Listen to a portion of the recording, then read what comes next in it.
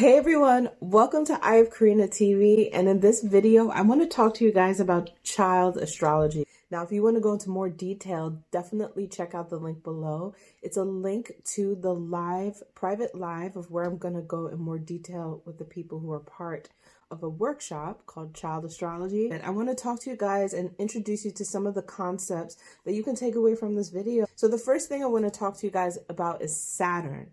Saturn is such a big deal in our chart. It is our discipline and our karma. Well, in a child's chart, it actually hints to the authority. And we're going to get raw and real here because that's how I do it here.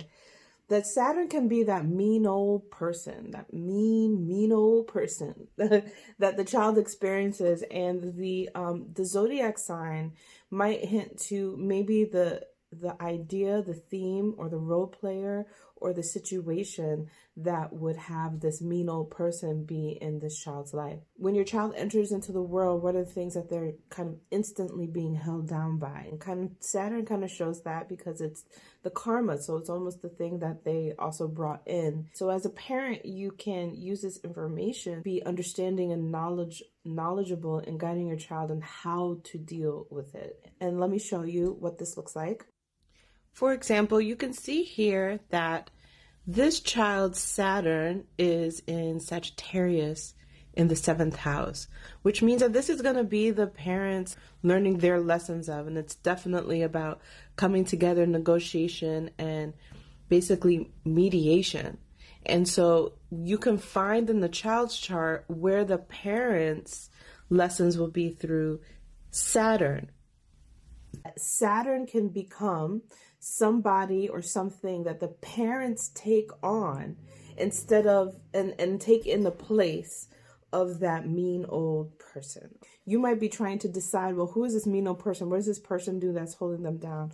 But try to even go more general and think more on the basis of what are these themes that Saturn and the zodiac sign is showing that is holding them down. For example, Scorpio might be sexual themes. They might actually have a mean old person that's kind of holding them down sexually. Saturn in Sagittarius, where it's like some kind of mean old teacher, somebody who's like really like, you know, hurting their feelings. So this could be in passing, or it could be a general idea. So it could also be Saturn in Sagittarius. An example would be education, like the education system itself is not understanding your child. You'll be able to shift the karma with the consciousness. So Saturn, instead of becoming this old mean old person or this old system holding them down, it becomes the parents' karma to take on the lessons of that. Now, this is also a desperate need for parents to, you know, even as a parent myself, to try to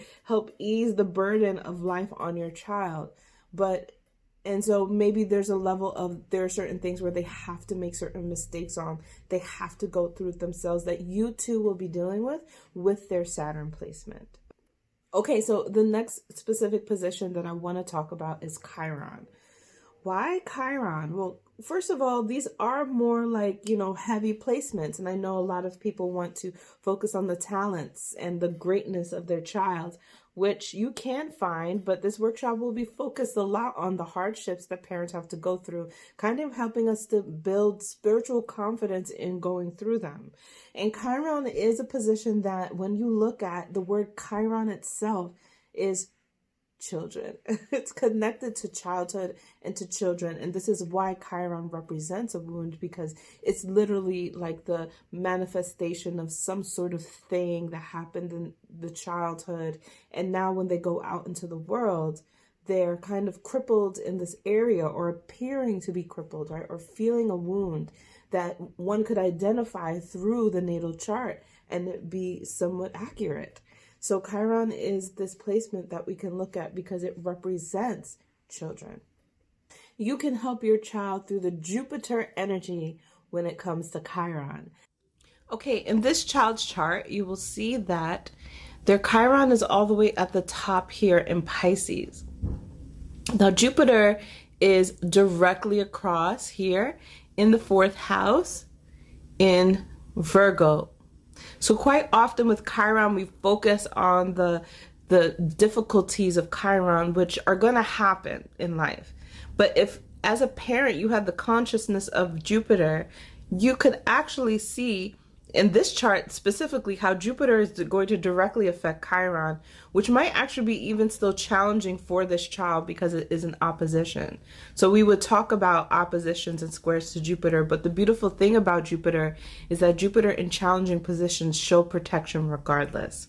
So the parent, I would advise to focus on Jupiter's placement.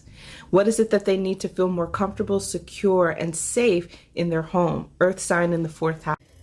If you guys are liking my t-shirt today, this is my balls are crystal tea, and it's one of the other teas that I have in my t-shirt collection that I've made. So definitely check that out if you'd also like to support, or just grab a tea and, you know, rock the Krena designs. I have that available for you guys down below. Again, check out the workshop. There's so much more that I want to bring to the table. I even had a really good idea that I wanted to say, but I forgot. So I'm about to go write my notes down, get ready for this workshop, and I hope to see you guys there. Peace and love.